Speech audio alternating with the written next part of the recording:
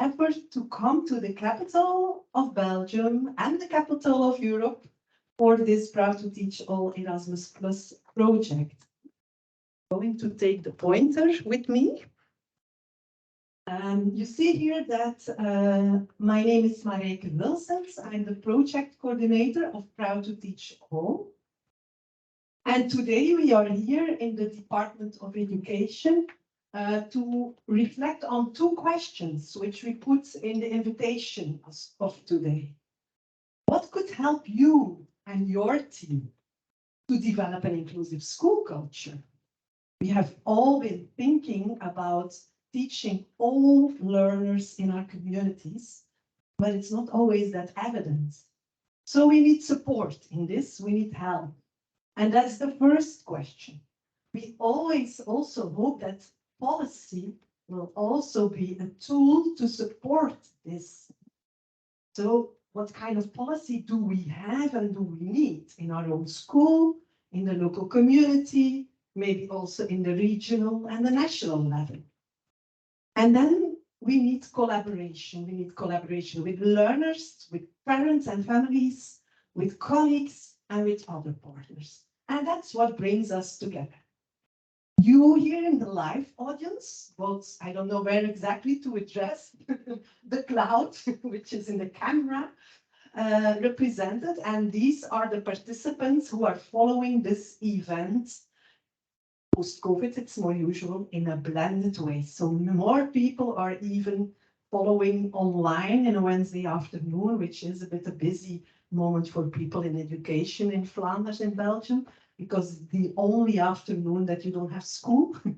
And many of the teachers also said, I need to take care of my own children, but I want to follow online. So that's why we made it possible.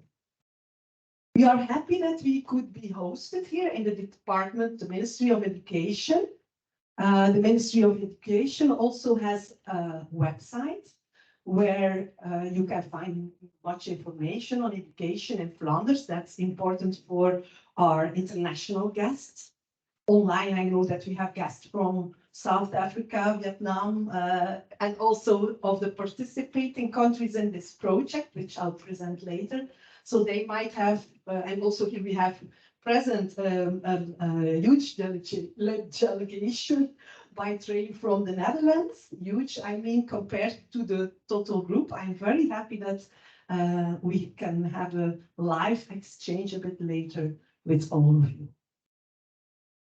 In the Flemish context, something important related to inclusion happened last week. After more than 15 years of discussions and a few decrees that came before it, a decree is a law on the Flemish level, we have now a new decree on learning support, which has been approved on the 3rd of May. So this was what I found last Thursday when I opened the front page of newspapers, and they were announcing that inclusive education should take a next step, and that support for parents and learners should be organized with the new legislation in a better adapted way. We also have the cabinet of our Minister of Education, who was very interested to follow this event this afternoon. Unfortunately, she has not been able to be here live. I don't know if she will be in the chat, or colleagues can check it, but else, Els. Oh, sorry, Els. I thought that you would be online or live. We have here live. This is important for the online users. You were the person that is mainly behind the walls of what the minister then communicates on this new legislation. So we are very happy that you will be with us. We talked about the project before. So sorry not to see you, but you were flanked very well with one of our colleagues. And we hope that we have in this way a good moment to speak on what kind of support is necessary for learners.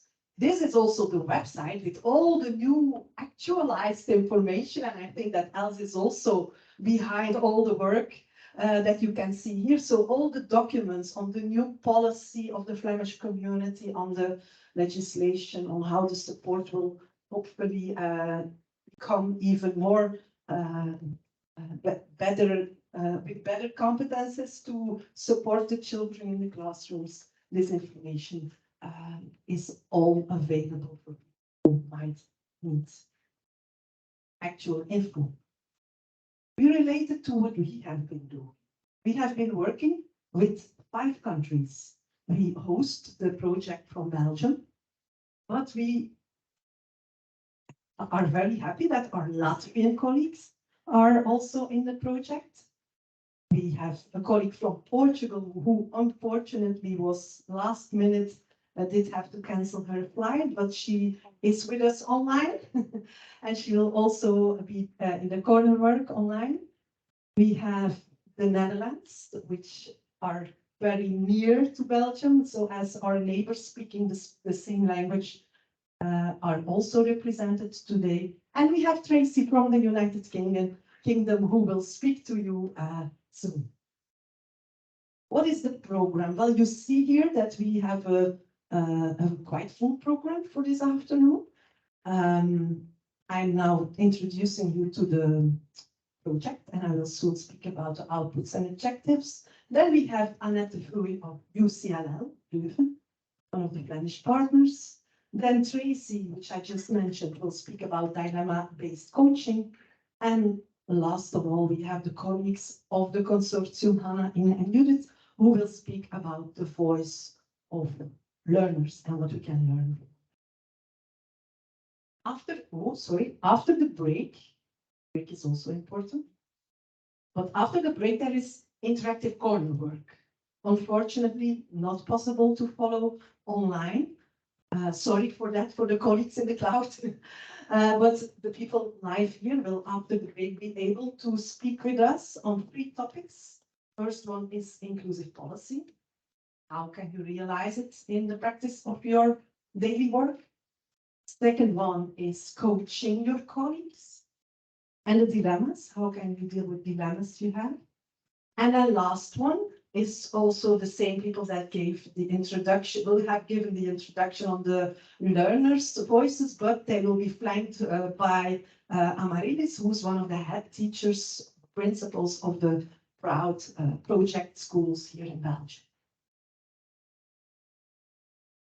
The project was based on concerns that we heard everywhere in the field of education. Teachers often are concerned, how can I organize my classroom better to meet all the needs? And there are so varied backgrounds and abilities.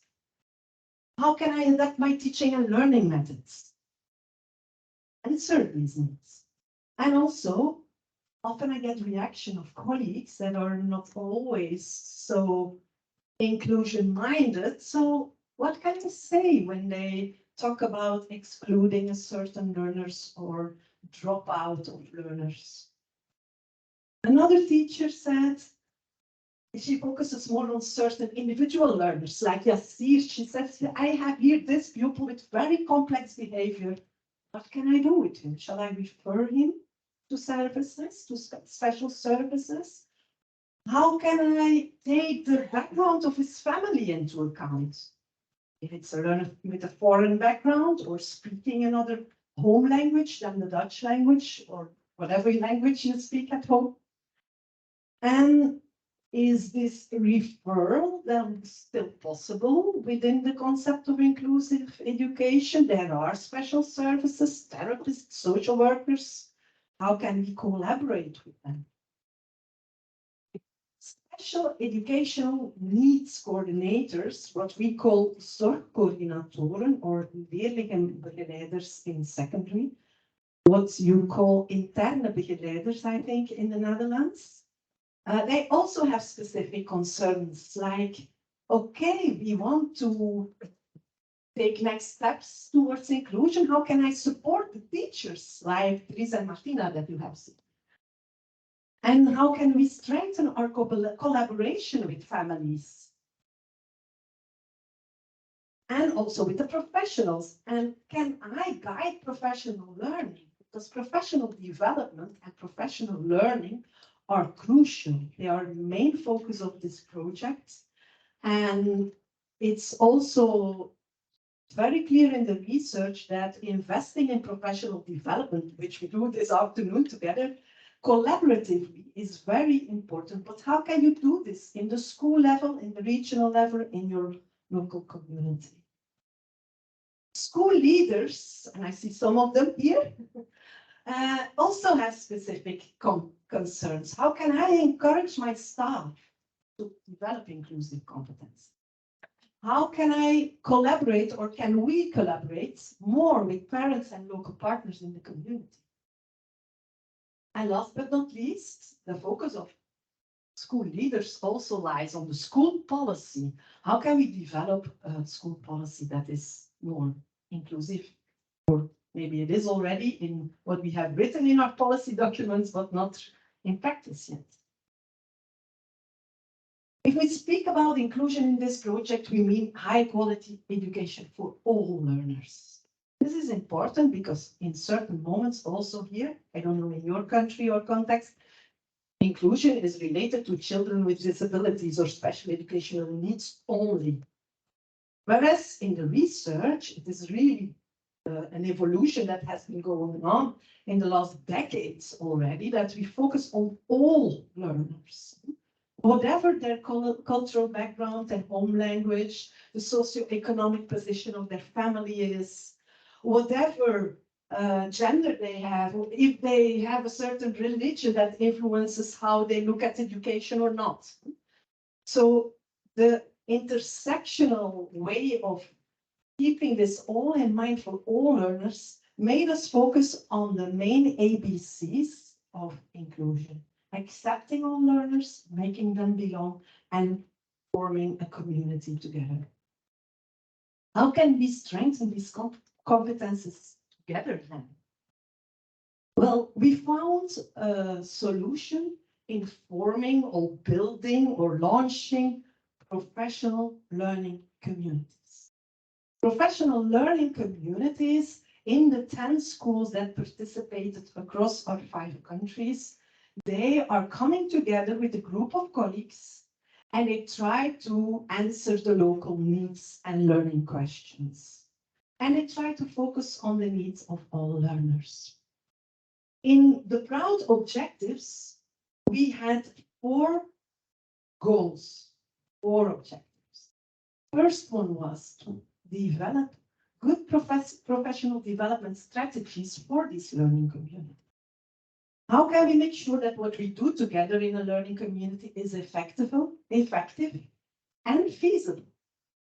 Combination of the 2 of them is not always easy because you have time pressure, you have teacher shortage and so on. How can you make sure that what we do in our school context makes us all eager to learn to teach all learners? That was the magnifying glass, focusing on all these aspects of diversity. And we in our consortium of partners, we said, in this it is important that we see differences as normal, that all teachers, we see them as capable, as competent to develop these competences any further.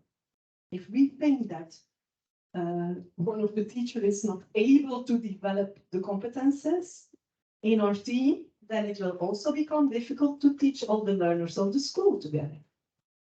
And last but not least, teachers can continuously develop their competences. So this is a very empowering way of looking at not only the learners, but also the whole team and the partners.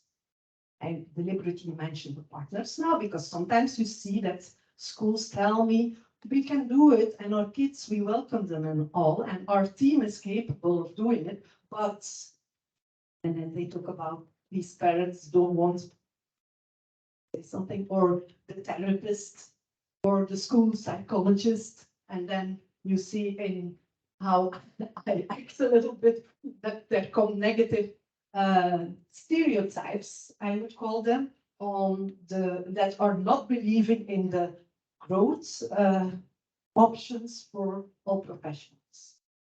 We are inquiring what kind of learning needs all these people have, because we think if they are not able to do it, we can make them proud to learn to do it.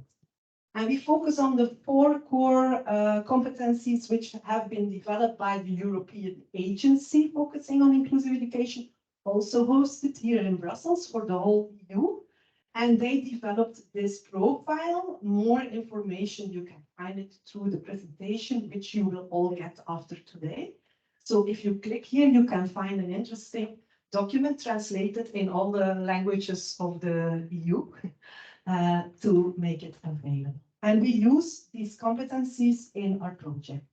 We developed online resources and inspiration so that people feel more able.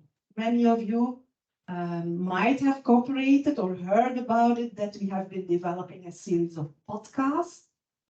There are also small extracts of films that we will use. So you will see that in the inspiration center of this project, we use the magnifying glass, focusing both on our inclusive pedagogy and on the interprofessional collaboration needed.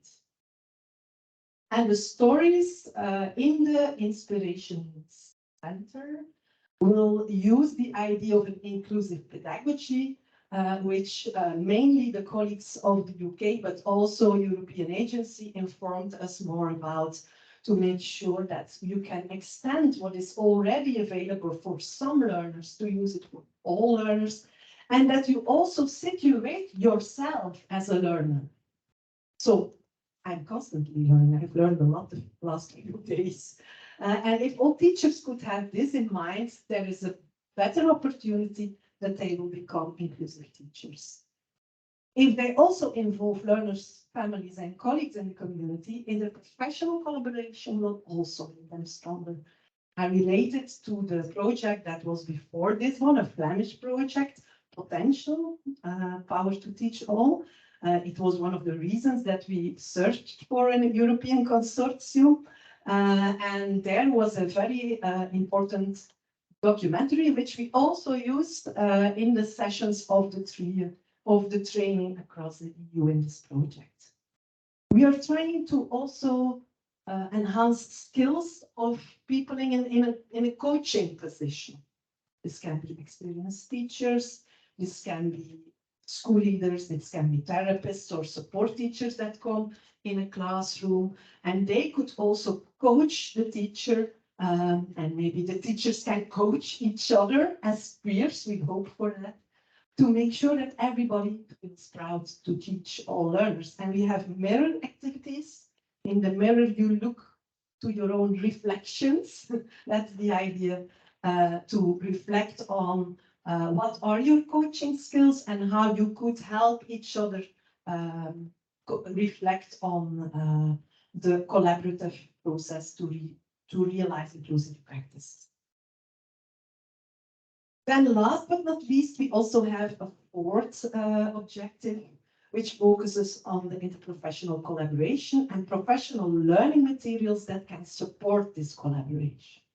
So you will get a full package.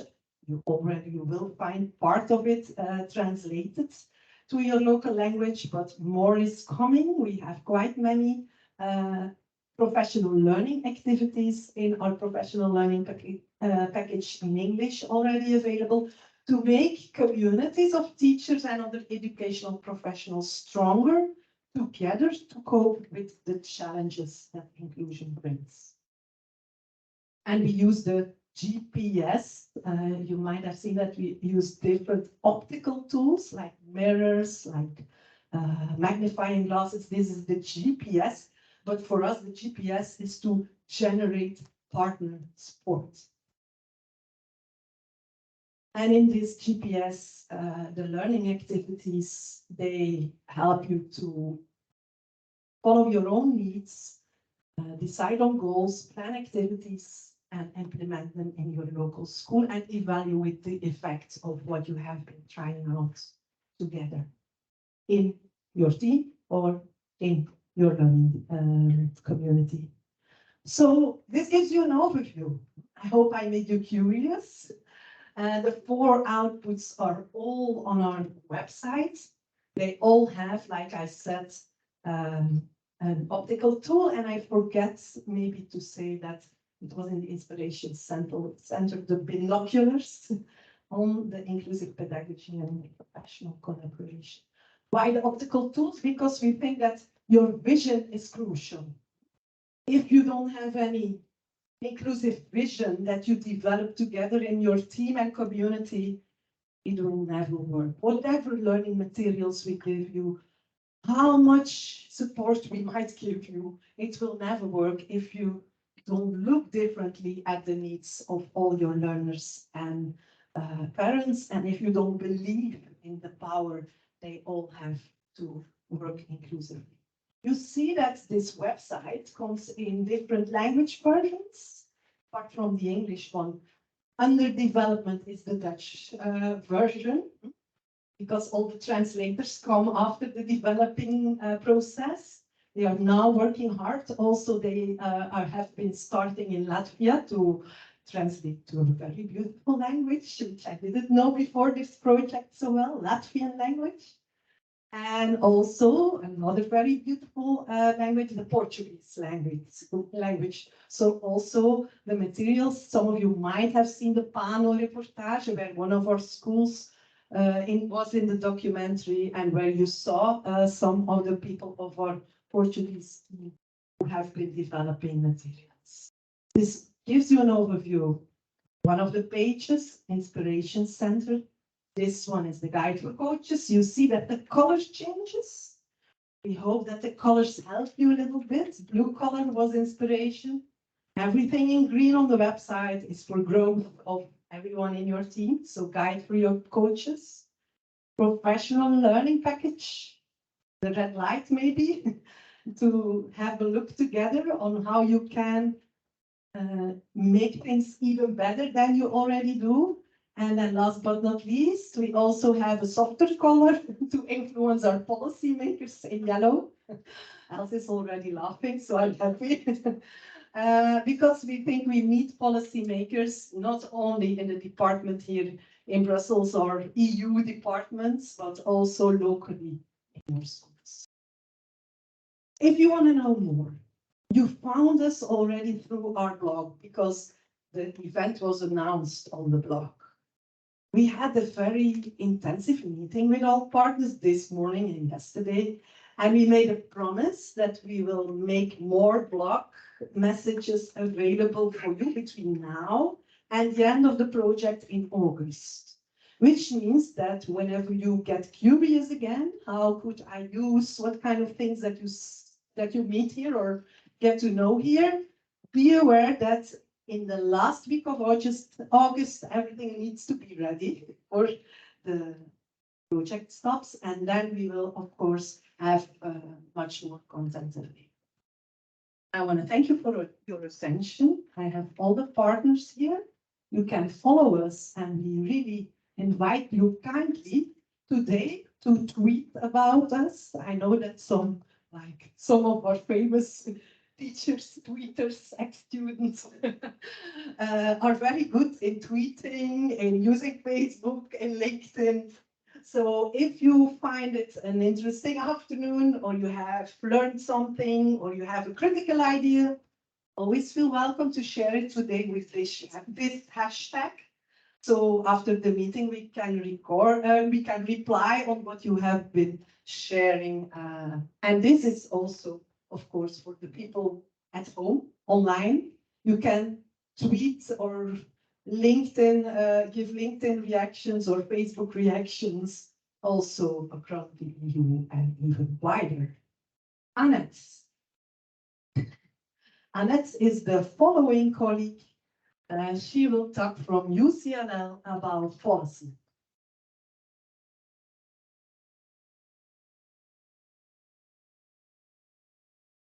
Hey, goedemiddag, good afternoon, and welcome to Brussels.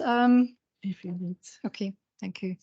Welcome to Brussels to all of you, and also welcome to people who are following online. Is this working? Not yet? It's it.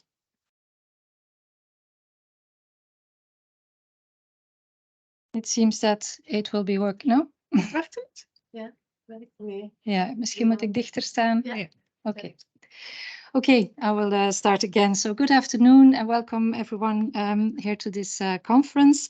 I'm very happy to join you today to introduce the topic of inclusive policy, quite challenging, I think.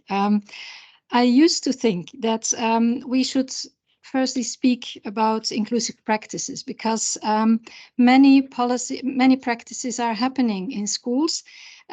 They show a lot of evidence of inclusion and quality education, and then policy will follow. But I learned that practices can only become visible also among colleagues when they are turned into school policies, when teachers take part in school policy, and when schools invite all staff to think about policy.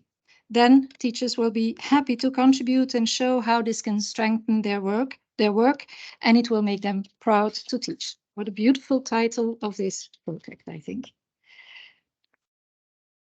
But it is challenging to look into inclusive policy. Sometimes it means it seems a so-called wicked problem, and other times it seems very simple. Sometimes it can really be very simple, I think, but it can be complicated. So I will take you through the different levels of inclusive policy to consider. It is simple when policy levels reinforce each other, but it becomes complicated when policies contradict each other. Still, when systems don't seem to support either the bigger picture or inclusive practices in schools, then these practices need all the more confirmation and visibility at a local level. So first we will look at policy that draws the bigger picture, that tells you why inclusive education is of worldwide importance. And next, we will look at the systems and structures needed in countries and regions. And we will continue with a view of school-wide policy to build capacity for inclusion locally. And this can only be done if we adopt inclusive values, an inclusive ethos, and an inclusive pedagogy in schools.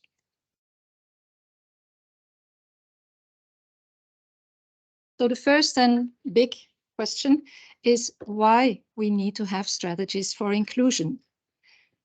Education can only be relevant and meaningful if there is quality education for all, if it doesn't leave anyone behind. The OECD has given evidence of this, showing that education does not follow market principles, that quality is raised by school competition. Instead, as a human right and a common good, it needs collaboration within and between schools and fair and equal funding locally, or else it increases segregation and dropout. Excellence in education will not be achieved without equity. Or as Pasi Sahlberg, who describes the success of Finnish schools, states, to achieve quality education, inequities must be fixed.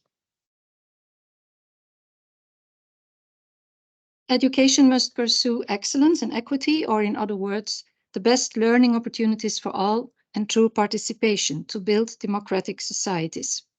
Participation refers to fair distribution of resources, fair resources for all schools, so they can welcome and support all learners appropriately, instead of meritocracy or mechanisms of reward and belief that high quality education must be earned. Participation also highlights recognition of identities and prevents humiliation and discrimination. And finally, it ensures representation of learners most vulnerable to exclusion. Best learning opportunities refers to high expectations for all, no matter how challenging the diversities in schools may appear. By understanding diversity as an asset instead of a threat for quality education, the potential of inclusive learning environments can be used as reflected in inclusive pedagogy or culturally responsive pedagogies. And this picture brings it together. All these goals, the big why for inclusive policy, can also be found in this overview, which highlights participation and equity in the goals of equal access, equal learning opportunities, equal learning outcomes, and equal citizenship.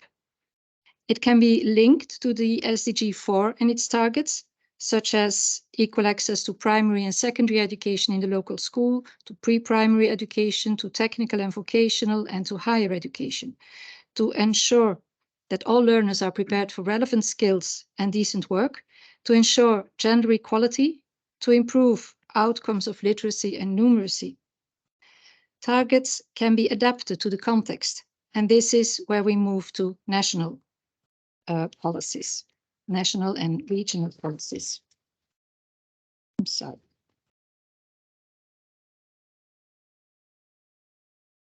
So what are the targets and strategies at the national or regional level? By using an ecosystem model, the different systems and the dynamics of these can be visualized to achieve high quality education for all.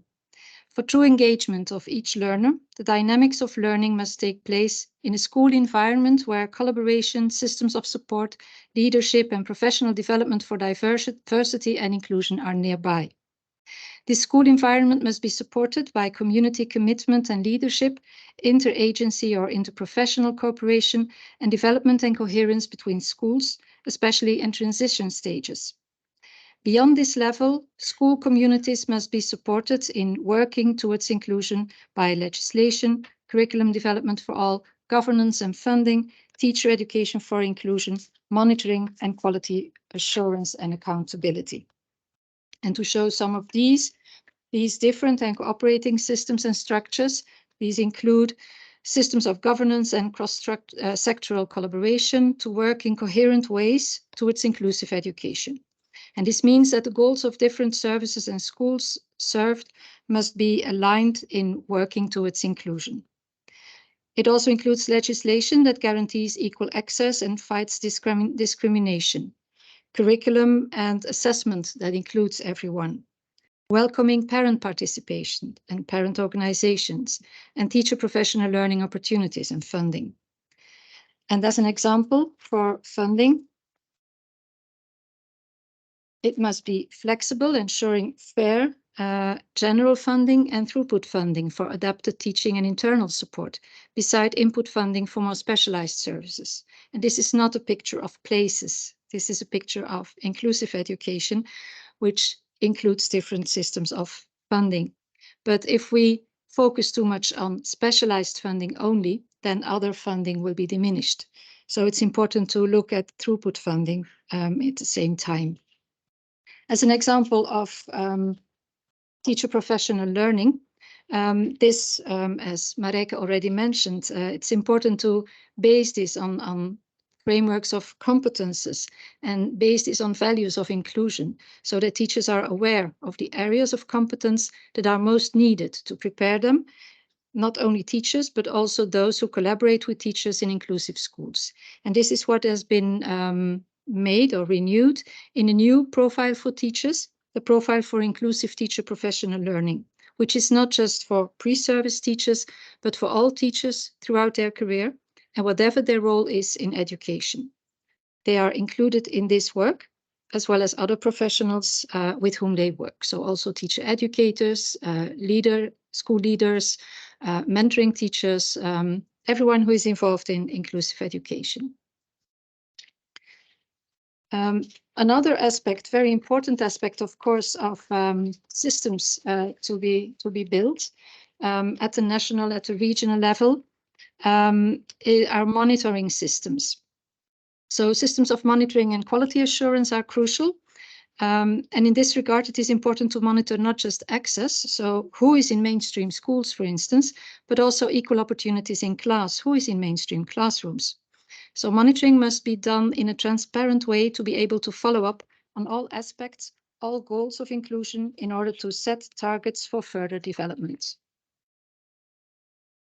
And for instance, when comparing the proportion of learners in mainstream schools at the different levels of education to the proportion of learners in mainstream classrooms, we can see that the proportion is lower when we look for full participation in mainstream classrooms. To be able to detect these differences, not just as a mean score, but within countries as well, we need to have clear definitions of inclusive education and transparent monitoring accordingly. The European agency uses the operational definition or the benchmark of at least 80% of the school time there is participation in a mainstream classroom.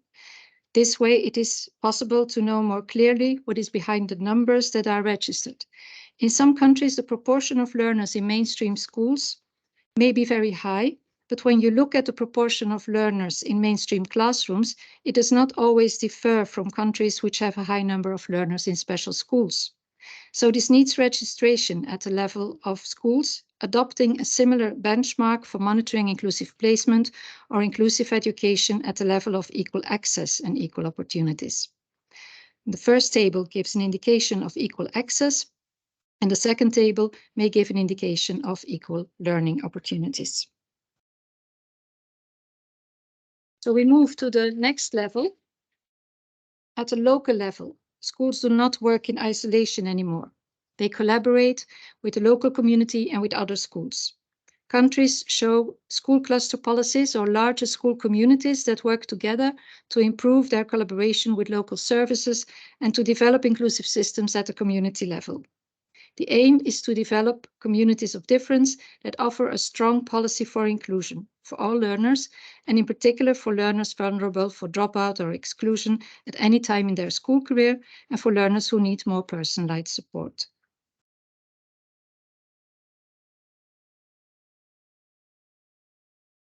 Whole school development is an effective policy which allows professionals to learn from each other instead of dividing roles and practices and increase fragmentation of services. It is in particular important to improve the readiness of the context by linking inclusive practices to the school's values and by building capacity through nearby professional learning opportunities. It invites professionals to be involved in local school policy. For instance, when schools make use of the Index for Inclusion, they can proceed at their own pace and choose the indicators as targets that fit to their school. This way, they improve their school's readiness for inclusion. In a larger network of schools and services, this process is strengthened because it engages more people in the same process and enhances the sustainability of policy. It also strengthens inclusive culture by questioning the assumptions that have been guiding exclusionary practices for long, assumptions that act as a barrier for inclusion, and by understanding learning processes as dynamic processes that can be enhanced within diverse learning environments, understanding that human development is always different, and because of that, as a teacher, we are prepared to work with all learners and we can become competent again to do so, instead of limiting our work to teaching most or a majority of learners. But we may need more collaboration, new ways of collaboration to work in diverse classrooms, more interprofessional work, and good and distributed leadership. We can see that at the school level, there is evidence of how schools are doing this, how schools are really developing their own policy and working towards inclusion continuously. What we see is that school policies can start from what is already there. The assets that can be recognized. This is also how working with the Index for Inclusion, for instance, works. But it is also observed in schools who have been working towards equal opportunities for years, who have distributed leadership, or rather anchors, support teachers, school leaders, or classroom teachers who remind others of the school's vision and assets while people are working, and who can inspire and motivate teachers to become and to remain committed to support all learners. In practicing inclusion in many ways, certain habits of collaboration develop that can become more formally embedded in the school's policy. It will need further discussion and new issues will arise. The inclusive agenda continues. So it's a cycle of inclusive school development which can inspire inclusive school policy continuously. So inclusive school development. Yes, I started by saying that inclusive school development or inclusive policy can be very simple. Yes. Okay. I'm sorry. I'm very worried about the time. That's why I was talking. So if someone can reassure me, then whatever time you need, you get it. Okay. Not a problem. Okay. Thank you. Okay. I started by saying that inclusive school policy can be very simple. If we look at inclusive school development as the implementation and dissemination of a variety of inclusive practices and strategies, then the monitoring of all of these can become quite complex. But at the school level, this should not be complicated. Data collection must focus on what is the most important. Have we enhanced equal access? Are we committed to provide equal opportunities? Did we choose effective ways of supporting learners to achieve equal outcomes? All three questions are equally important, not just focusing on equal outcomes or the outcomes of learners, but all three questions are equally important. And positive steps in one area are a drive for continuing in another area. They are not exclusive. It shows a long-term process of social and professional learning in a broader network of collaboration.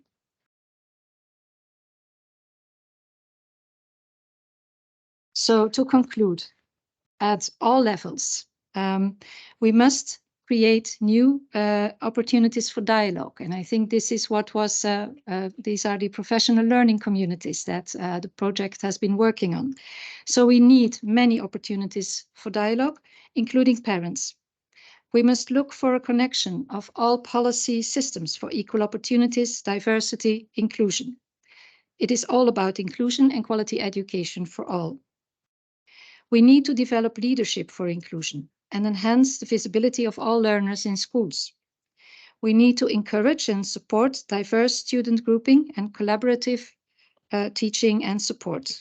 We need interprofessional learning opportunities linked to school values and assets and to targets for next steps. And we need clear monitoring systems, including self-review systems, self-reflection, all the visual tools that were presented, and programs at a local level. Thank you. Okay.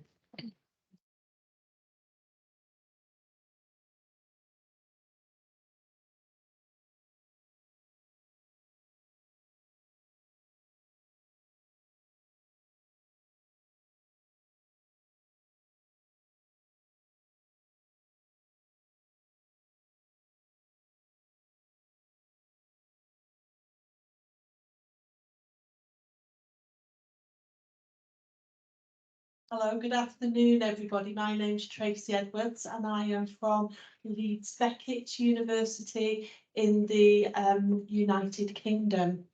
Now, Annette's presentation emphasised the importance of collaboration within schools and also the importance of professional dialogues within learning communities. This is something that the Proud to Teach All project has been promoting. So researchers and teachers have been working together to establish effective approaches to developing coaching within schools. And this afternoon, I am going to talk about something called dilemma-based coaching, which is a form of coaching which, in my experience, can serve to strengthen inclusive practice and develop inclusive teachers. I'm presenting as somebody with a lot of experience of coaching in schools. So I taught for 20 years before moving into academia. I also have experience. I also have experience of being coached myself when I was a teacher, and my own inclusive practice benefited from being provided with a reflective space, the time to talk, and also the expertise of highly skilled and experienced coaches who were coaching me. So what I'm going to do to start off with is talk through an experience that I have had myself as a coach. So I'm going to share with you a coaching conversation. So I had a dialogue with a teacher a few years ago following a lesson observation. And in this lesson observation, I allowed her to do the majority of the talking. The dialogue started with the question, so tell me about the lesson. And the teacher then started to narrate what had happened in the lesson. And it was really interesting because for a large proportion of that lesson, this one little boy with an education, health and care plan for his special educational needs was working one-to-one with a teaching assistant. He wasn't learning with his peers. He wasn't sat around a table with other children his age doing the same activity. So the strong arguments there that exclusion was happening within that classroom. The teacher continued to talk through the lesson, and later in that same session, the same little boy joined in or was sat there for story time on the carpet. So he was sat on the floor with other children. And on one hand, that seemed to be very inclusive. He was in the same space as his peers, and he was physically present for the same activity. However, in this coaching conversation, the teacher talked a little bit more, and the teacher was then asked questions about responses to learning, about how we know that children were understanding what was happening. And it actually turned out, and the teacher came to the conclusion that the part of the lesson that at first hand appeared to be the most exclusive may have, with that child on that day, been the most inclusive.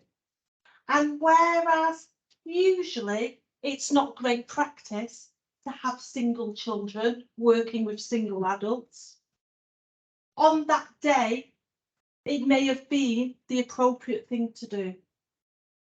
The story time on the carpet, as the teacher was reflecting, as the teacher was talking a bit more, she reached the realisation that the child wasn't accessing anything. He was staring out of the window, didn't seem to have any clue what was going on, and maybe didn't realise that it was actually story time. He was literally physically sat there and nothing more. And one thing that is written about in the research literature on inclusive pedagogy really resonates with me when I think of that coaching conversation. And it's this idea that the same action in a classroom can be simultaneously inclusive and exclusive, rather than necessarily and unambiguously one or the other. So even though having the Velcro teaching assistant stuck to the child all the time is mostly a bad thing, it isn't always. And what we therefore need are teachers who can reflect. And what coaching can do is support the process of reflection and support the teacher to think, so were they being included at that point in the lesson? What's that inclusion? You know, where does exclusion happen in my classroom and how do I know? And I'm not the only person to have written about this and to have talked about this. So there is a PhD thesis that was written in Scotland, and that was by someone called Holly Linklater, who's now at Edinburgh University. And she gives the example of a child playing in a sandpit in a classroom. You could go in to that classroom and think, this is great. You know, the learners, they can walk around, they've got that freedom. If they're doing a maths problem on volume and capacity, they can get the containers, look in the sand, work things out. This is so inclusive because not every child is required to sit at a desk, even when that's unmanageable. However, the child working on their own at the sandpit could also represent that they're being neglected by the teacher, that the teacher's just saying to them, oh, you go over there playing the sand and I'll just get on with teaching the rest of the class. And when we go into a lesson, we actually don't know what it is. And the teacher often may think in their mind that they're being inclusive. But when they talk in a coaching conversation, they come to realise that actually what they're really doing is they're just getting that kid out of the way.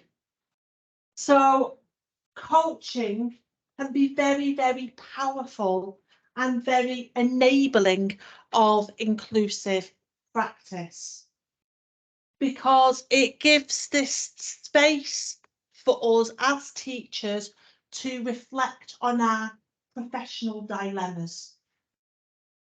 And in my own research, I write a lot about dilemmas and about how working through dilemmas can be transformational when it comes to building inclusive schools and inclusive school systems. So I'm going to say a little bit more in the rest of this presentation about what I mean by dilemmas, and I'm going to give some examples of dilemmas experienced by teachers that I have personally interviewed. Because for my research, I interviewed teachers, and then after the interviews, I wrote with them stories that capture dilemmas. Now, one well-known dilemma that has been written about a lot in literature on special educational needs and special educational needs policy. Somebody called Bram Norwich, who is based at the University of Exeter in England, writes a lot about this dilemma, and it's the dilemma of difference. So it's this idea of wanting to meet individual needs, yet at the same time not wanting to stigmatise learners by treating them as different to others. And at Leeds Beckett University, I have a role in teacher education. I work with trainee teachers, and I find that the dilemma of difference can be a big deal for trainee and early career teachers. They're asking themselves, should I give this child a different worksheet to everyone else? But if I do, what are the other children going to think of them? But what I found through my research is that the more experienced teachers get, the more they move into other dilemmas beyond the dilemma of difference, and experienced teachers tend to have found ways and established ways of addressing this dilemma. So I'm just going to talk with you further about some other dilemmas. So this is a dilemma that a teacher shared with me, and whenever I share this dilemma at events like this, I often have a lot of teachers sort of nodding their heads or smiling. It seems like quite a universal dilemma. Corridor kids, is there a better way? So this was shared with me by a teacher who was a special educational needs coordinator, and she joined a new primary school in England. And at that primary school, it was common everyday practice for children to leave the lesson and to be learning in corridors. And in the corridors, propped up against the wall, there were tables with boxes on them with different activities for the children to do.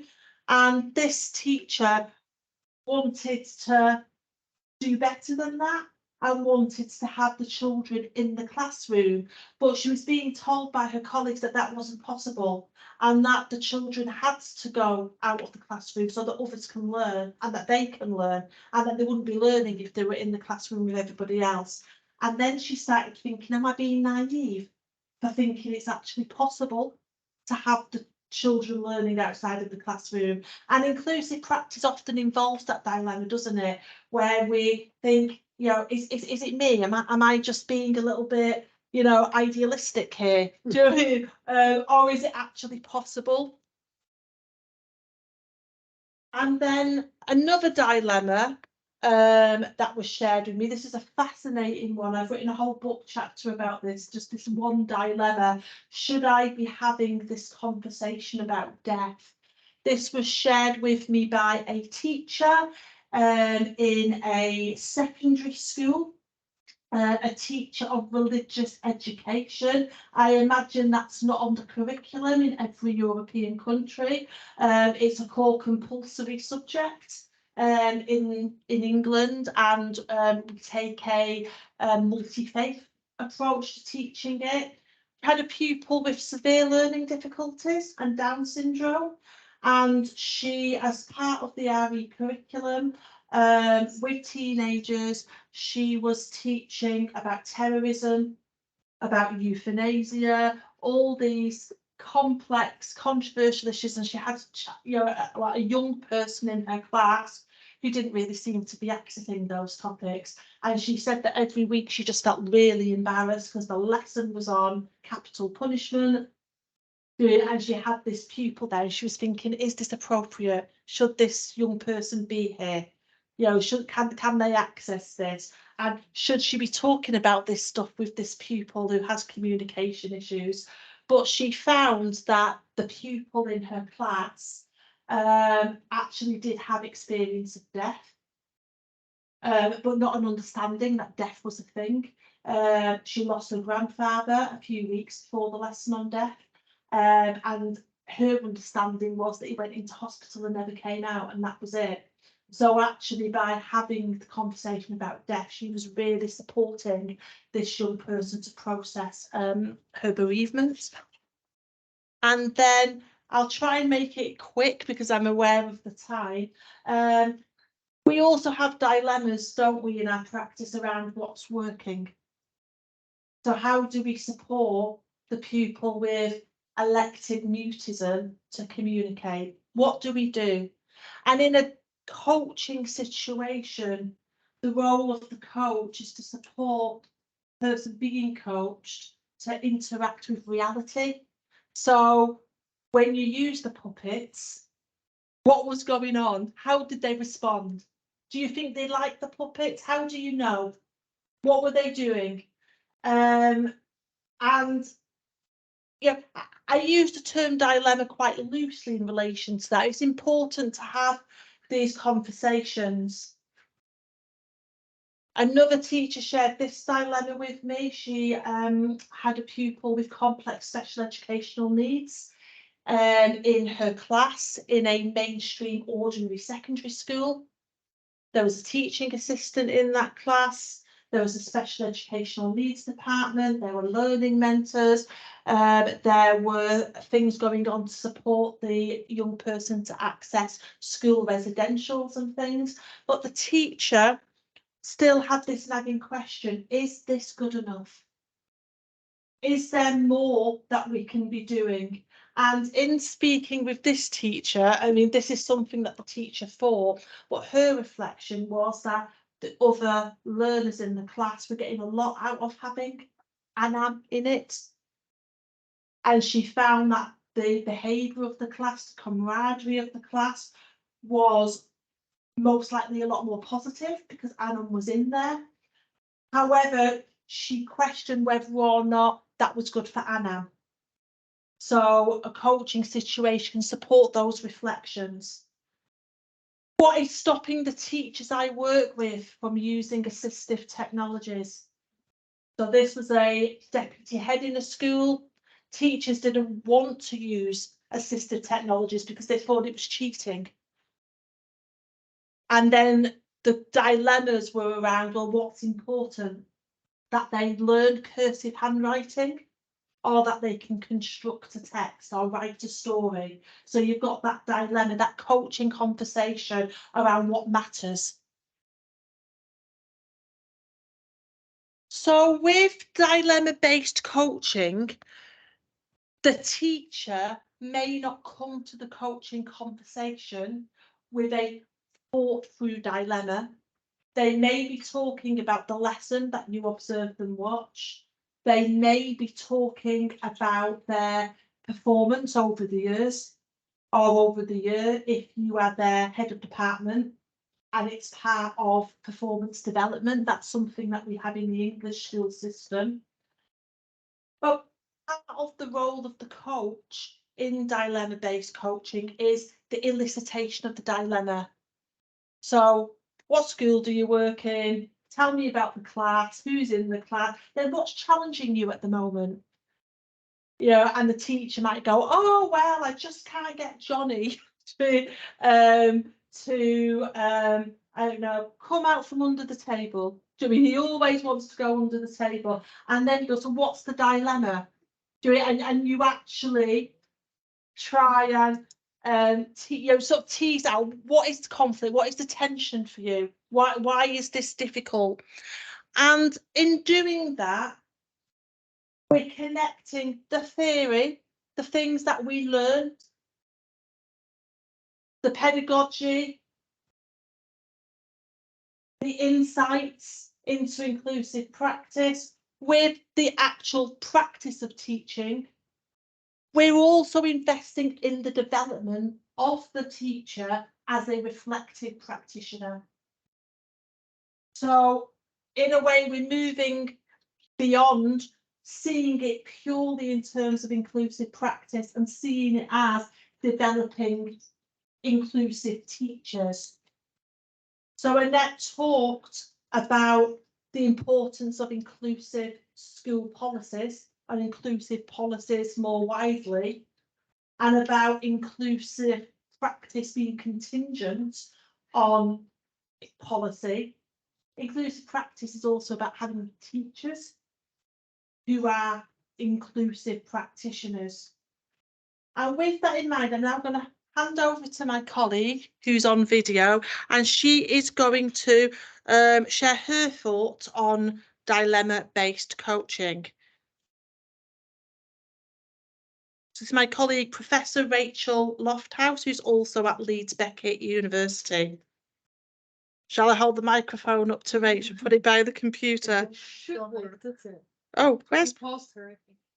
Just a few words about dilemma-based coaching. So I'm going to start with a quote from Corthagan, who says that teacher learning takes place at the connection between theory, practice, and person. So sometimes when we think about teacher learning, we think about what have they got to learn in order to do. Maybe that's the practice. What have they got to learn in order to understand? Maybe that's the theory. And of course, that is far too simple a distinction. But actually, what coaching does is remind us that it's what have you got to learn as a teacher, because you are the person in that room. What are you faced with? What are you dealing with? What are your hopes? What are your ambitions? What is your knowledge? What are your dilemmas?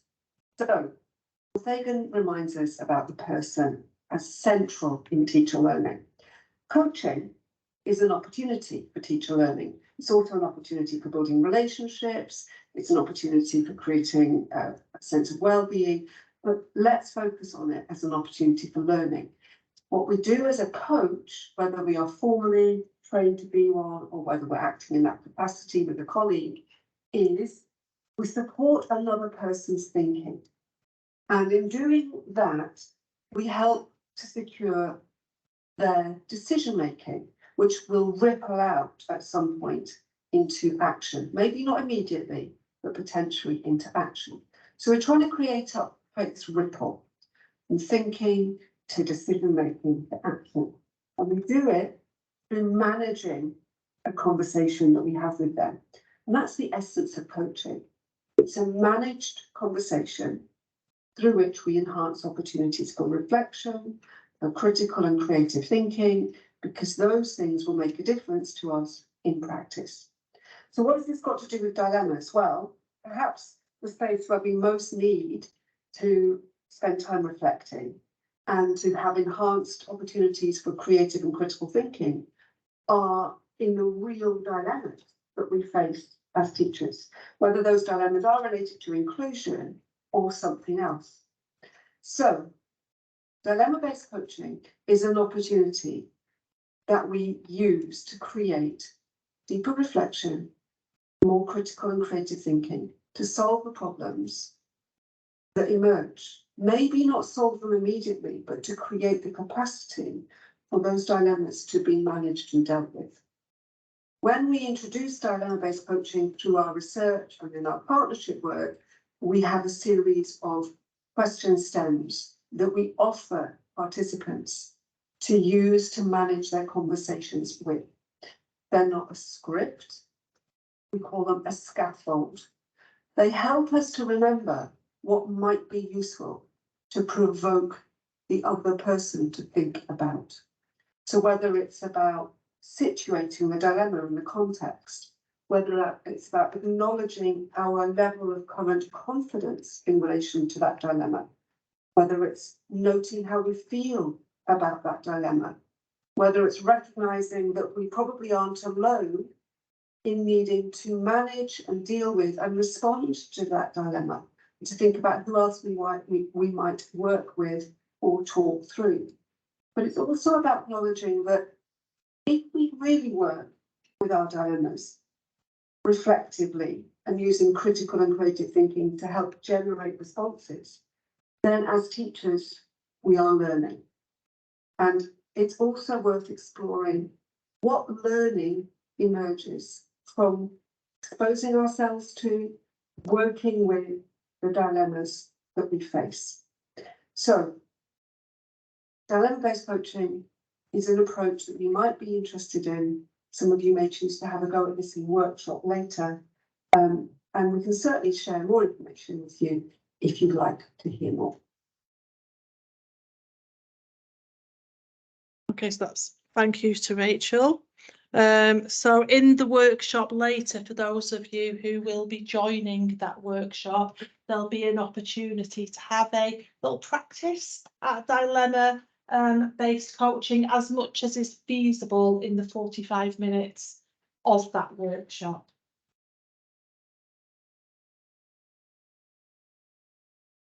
So where am I now?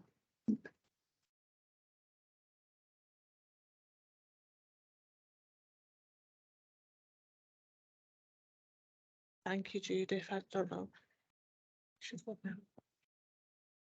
There we go. Okay, so how do we implement dilemma-based coaching? The first thing really is just to give it a go. It's a bit like inclusive practice itself, or having an individual learner in your class with complex needs. The key maxim, to quote Martin Rouse, who has conducted some seminal research into inclusive practice, just do it.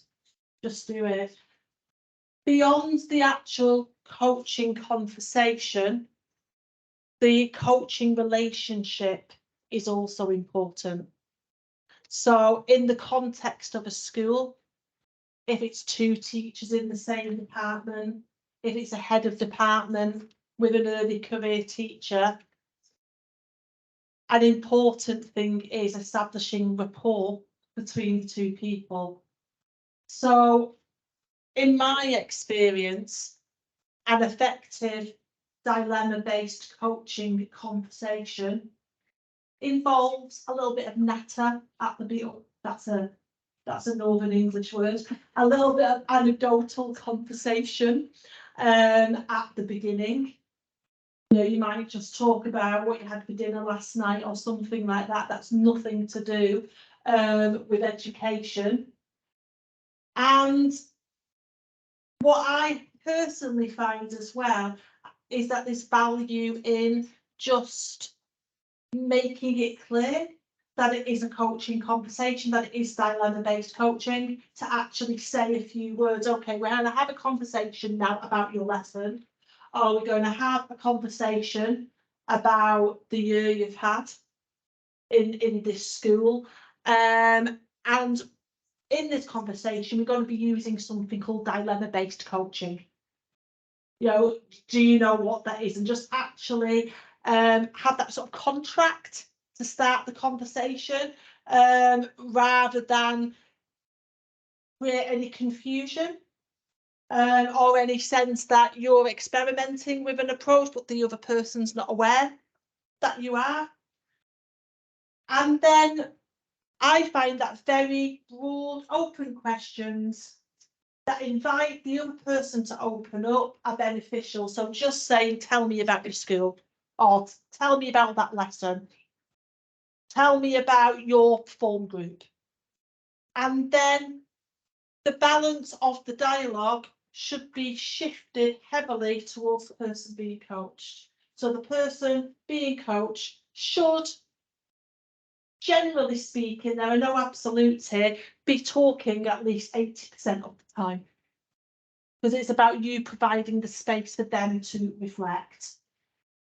Once they've talked about their lesson or their class or whatever it is, there are some questions you could ask to try and get them to identify what the dilemma is. What is the tension that they're finding difficult? And then the aim is to get the conversation to the point where they can identify what can they do, what are they responsible for, which aspects of this dilemma are within their control that they can take action against or around, and then to identify some next steps that they will take. And if you're in a school, you can follow that up then, can't you? Because they're in your school, and you're a week later, you say, how's it going? Or you might have a phone conversation. When I've mentored head teachers, I might arrange to ring them the week after, and have a chat with them, to sort of ask them how it's all going. Now, I'm just going to finish with these two images of Leuven Marketplace. So during my time in Belgium, I've been staying in Leuven, about 5 minutes walk from this spot. So what we have here is two very similar paintings of the same place, yet there are differences because they were painted by two different artists. Now, with that in mind, there are objective features of a place that you need to include if you're creating a picture of that place that reflects reality. And in the same way, inclusive practice needs to represent reality. Teachers need to be supported to think about what is really happening in their classroom, who those pupils really are, what points in the lesson pupils were responding, and to work with that. However, at the same time, there is room for the exercise of autonomy, creativity, and for us as coaches supporting the development of a teacher's unique and individual professionalism. Okay, thank you.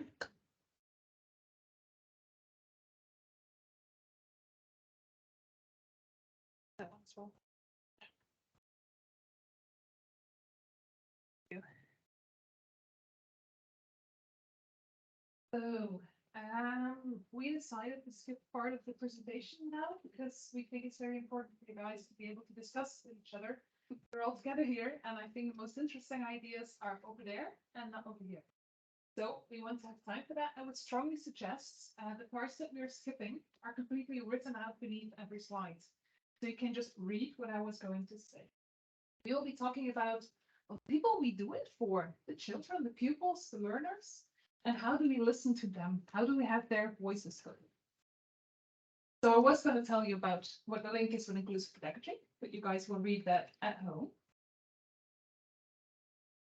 Take some time in skipping. Okay, now I'll get to the main thing, like how do you listen? Because how do you get the ideas of young toddlers? How do you get the ideas of children that aren't that communicative with their voice? How do you do that?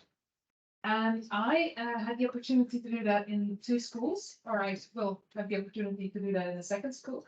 And Hannah has been in a project that does that as well. So how do I listen? It's not all about the words, because we're used to listening to words. No, it isn't. There is behavior. Oh, we all know that behavior. The one that goes in the middle of your lesson. You know who I'm talking about. That's a telltale behavior. And luckily, you don't have to figure out what that one child meant by having a big sigh. You can talk to them. You can talk to your colleagues. You can talk to their parents. So find out what that behavior is about, because 9 times out of 10, it's not about you or you as a person. It's about not being engaged, being bored, or not having enough information brought to them, not having enough, not finding the word. And it's not asking the right questions also. And that's something I don't have to talk to the teachers about, because they do this. Age-appropriate questions. Questions that will elicit responses from their pupils. So I just tell teachers, just talk in group discussions, in an interview, have a walk with one of your students, ask those questions because you're capable of asking those questions. One of our schools wanted to know, are our pupils more motivated in reading? That was their main questions that we're interested in.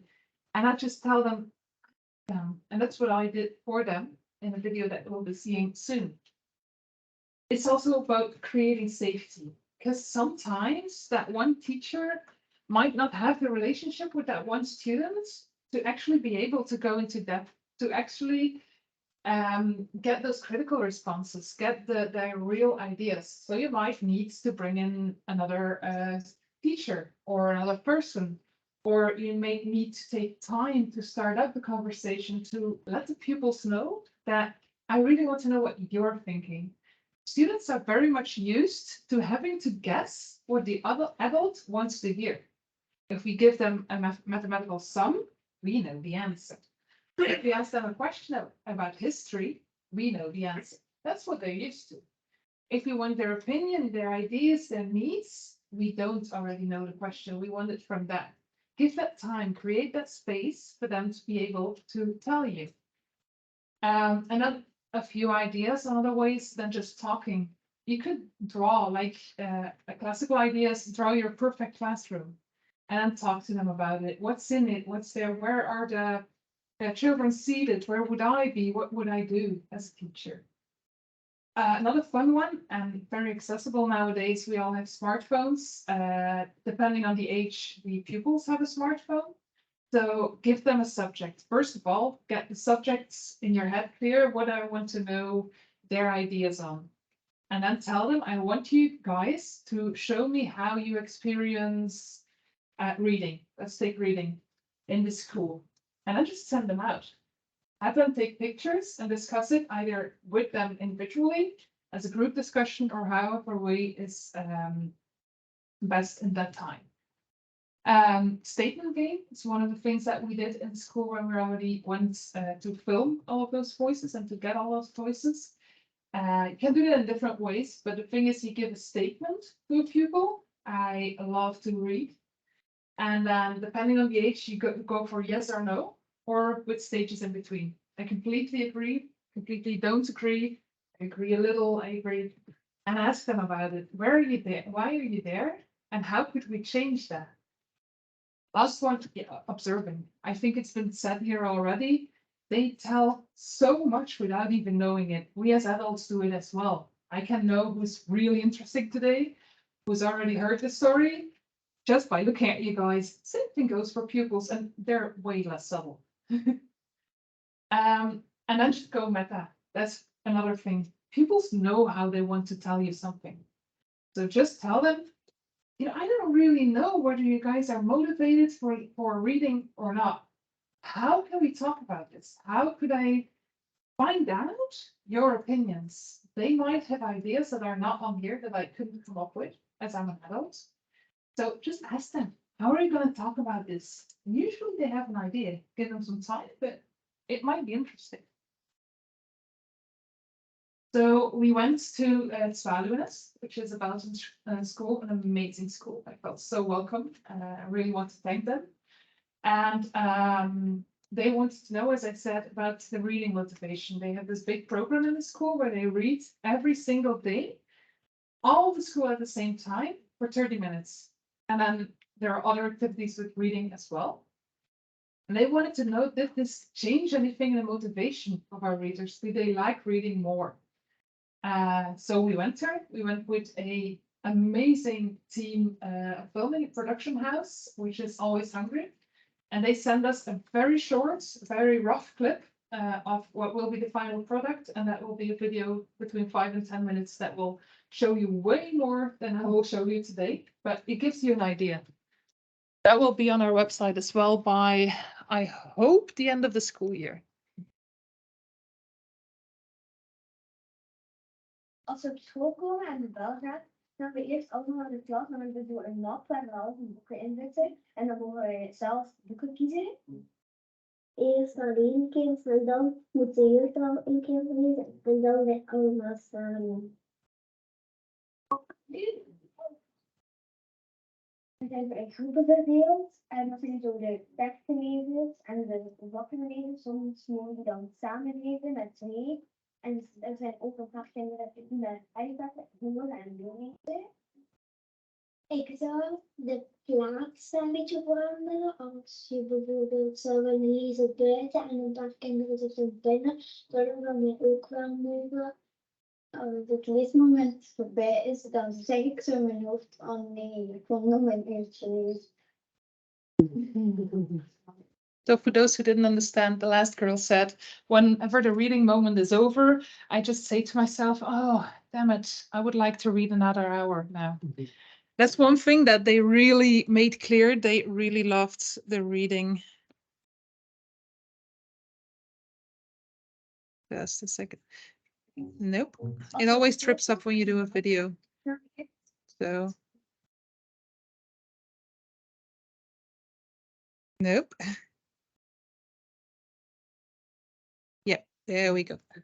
Okay, so how did I work with that school? Because the difference between me being there and you guys being in class talking to your pupils is I had these 2 other persons with these big cameras in a very different situation. So I had to take time, first of all, to set up that meeting. You saw those children sitting in that sofa. We really set them down, talked a bit, the microphones had to be put in the right place, and we were laughing, and this is Tim and Sabrina, the 2 other people who were with me. So really creating the atmosphere of, it's okay, you're welcome here, I'm safe, it's a safe place. And making that explicit, really telling them that I want to know what you think. You don't have to tell me what I want to hear. You can be honest, that's okay. So that's the easing into the interviews as well. And then age-adapted questions. And you could really feel the difference between like the 1st graders and the 6th graders. 1st graders really took some time to get used to that. Also, the first question I asked was a question that I wasn't interested in. It was just to get them used to the idea that I'll be asking questions and they'll be answering. They'll be looking at me, not at the camera, stuff like that. So don't start with an important question. Same thing goes in class. They might not be used to, the teacher really wants to know what I think, not what I need to think or what I need to know or what I'm supposed to know. So ease them in with questions that might be interesting, but that are not the main point of what you want to know. And in the statement games, we did that, you saw it very shortly with the circles. We did that with the toddlers, as speaking for toddlers is still a little bit challenging. And we used Mrs. Yes and Mrs. No in 2 circles with colored sheets. And we started out with really statements that I knew they would have an opinion on. Toddlers have a very strong opinion on the color pink.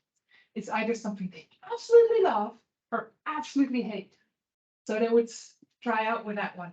Or I have an animal at home, and that's usually something that the teacher knows. So the teacher could see whether they were just following a friend or whether they were actually hearing this statement and actually responding to it. And then afterwards came the questions like reading is boring, or I like reading, or I want to read more or less, whatever. The floor is yours. Okay, I will talk a little bit about the collaboration we have with the Spring Plank. It is one of the schools that is also involved in the Proud project. And at the Spring Plank, in their professional learning community, one of the themes they are working on is how to implement children's conversation in the school. So Amaryllis is also here, and in the corner work, she will explain more about this process in the school. But also we collaborated with her, and we got the opportunity to talk with pupils of the Pupil Council. And this is the first quote I wanted to share, that if we listen to the learners and their concerns, sometimes there come surprising answers. There was one girl, and she said to us, I'm a bit worried about all the noise sometimes that happens in my class. I myself want to be focused and follow the lessons, but I'm also concerned about my teacher. Maybe she will become too stressed from this and she will not be able to teach us anymore. And I know nowadays it is not easy to find teachers. So yeah, for us it was surprising to hear that this young child already was thinking in that way. So what was the goal of this this conversation we had with the pupil council at the Spring Plank? We wanted to evaluate how they experienced the collaboration as a pupil council with the school team. So how did we do this? We started from an existing instrument. It is the ProNet QuickScan.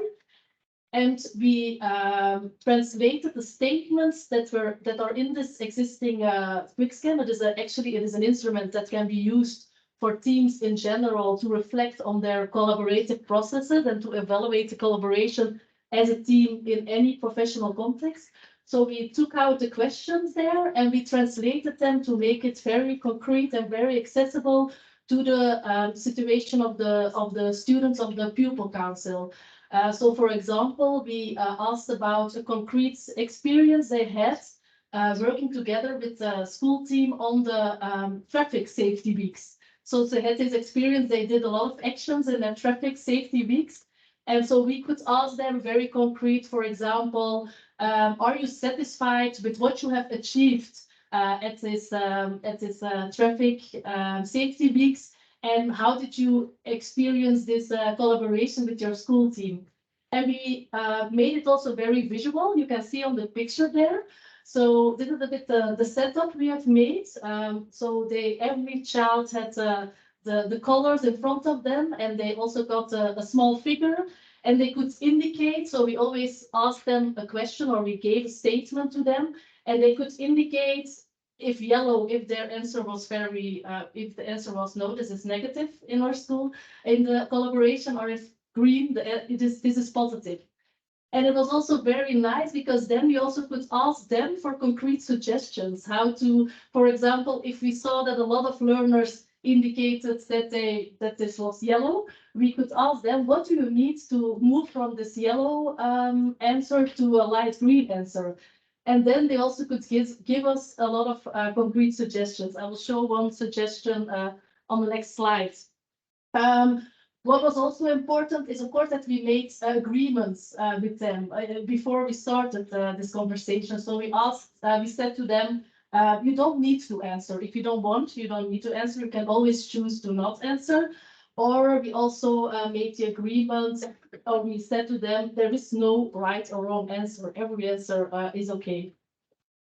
So, for example, a concrete suggestion that came out of these questions that they said, now we only come together with the 2 teachers that are connected to the pupil council, but actually we wanted to also have a meeting with all the teachers of our school. So in this way, we can also hear what all the teachers find important to take and also learn more from us why we do these activities and what is important for us. So this was the concrete suggestions that we got from them.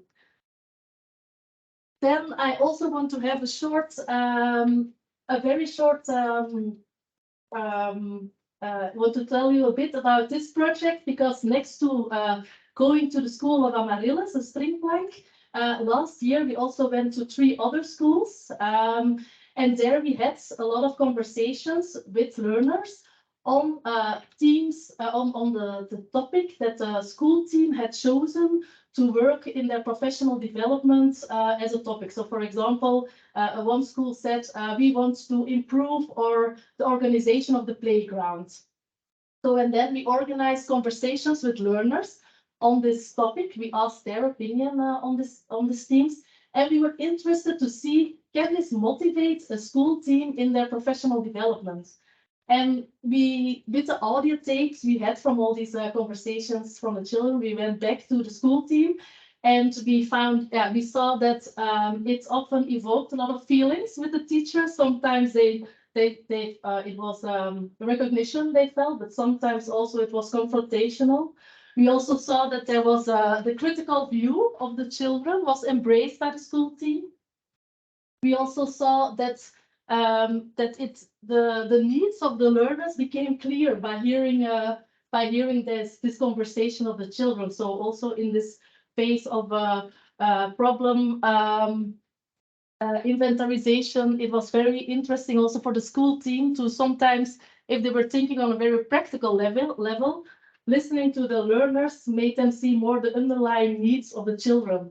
And then also we also saw that sometimes the team really captured the call to action that they heard in the answers from the children. So, and we also made a podcast in this project. And if you use this QR code, you can enter this podcast that is also on Spotify, and you can hear some of the authentic stories of the children, and also what the school team did with it. So that is what I wanted to share now. And then Judith will share an example of a last school.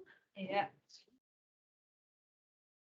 So to finish up, at the end of the month, I'll be in a different school filming with them. I've been there preparing. It's the Globulus, which is an independent Annet school. And it has a certain method of teaching that is quite popular here in Belgium. And I really noticed a different school. It's a different school, different subject, because they want to talk about the responsibility, the independence of the pupils. It's very important to them that they take their learning into their own hands. They know what they're learning, why they're learning, what they learned last year, what they'll be learning this year, tomorrow, next week. So really that independence, that growth and self-awareness on the learning front. So a different approach. And when I walked around, I was introduced to the school by the principal, of course, and she showed me every room. Very important if you're guiding a film crew that you know which class is where. But I also noticed that the pupils really came up to me. They were not afraid. They were very responsible, and very I want to explain this to you. So what are we going to do? I'm going to play stupid for a full day. And I'm going to be asking, they have a lot of free working time in that school. So that means that they got different options to do that day. All has or that hour. Everything has to do with learning. But I was in a class and they had this free working time. One of the options was watching educational videos. And I noticed that a few pupils were in a different class, a different classroom, out of view from the teacher. I knew why. I knew they trusted that, and I knew that was okay in that school. But I went up to them and I said, who's your teacher? They were like, oh, she's in another room. Very normal. But isn't it aren't you gonna do bad stuff? Aren't you gonna be naughty because she's not here? Why would we? I don't get it. And even that way of being I don't get what's so special about the situation. The people's telling me that. You can see how they take that responsibility, how they really take it to heart. So that answers the question already. Are they okay with the situation? Yeah, absolutely. We'll also do a show and tell. I'll ask one of the 6th graders to go with me through the school and ask them, what do you remember about when you were a toddler? Here in Flanders, children start at 2.5. in the preschool? And how do they remember that? And how do they look back on the growth that they made on certain topics, on like choosing it something themselves, on organization in the class, stuff like that. And it's a parents-led school. It's a school that was started by parents, and parents take a lot of decisions in it. They have a lot of responsibilities. So even though I interviewed parents at Zwaluwnest at the other school, they will be more central here. We do hope to find a parent that will guide us around the school during the school day when the children are there. So those are the plans.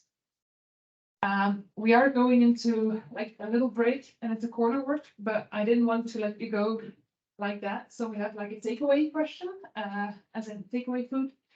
The first thing in starting to listening is what am I interested in? What is a topic that I want to talk about with my pupils?